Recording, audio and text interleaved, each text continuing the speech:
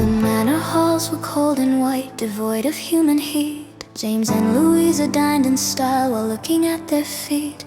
They saw a child of dirt and grime, a stain upon their pride. So Tessa ran to the swampy dark where the broken things implied that life could be restarted, that rust could turn to gold. She pulled the bodies from the heat, doing as she was told.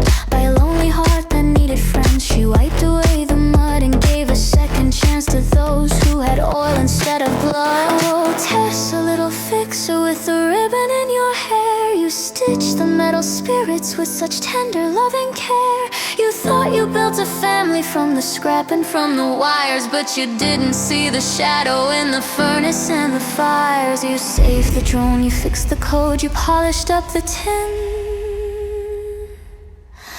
but you couldn't fix the hunger of the void beneath the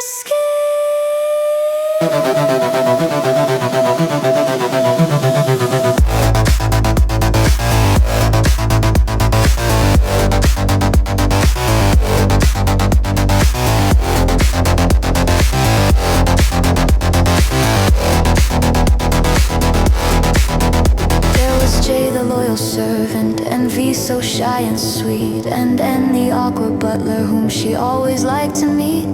They wore the clothes she gave them, they served the tea on time, ignoring all the warnings, ignoring every sign. Then there was little Sin, the one she found the last, with movement strictly rigid and a dark and broken past. Tessa held her hand and smiled, I will not throw you out, while the absolute solver began to bloom and sprout.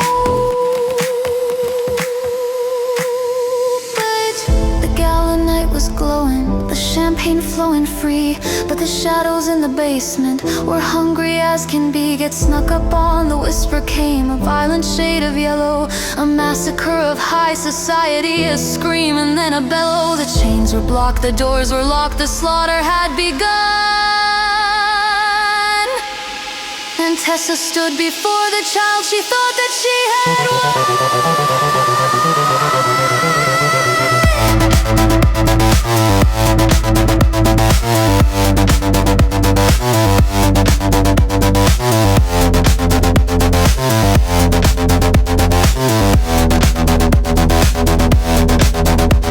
It wasn't swift, it wasn't kind, the way the silence fell.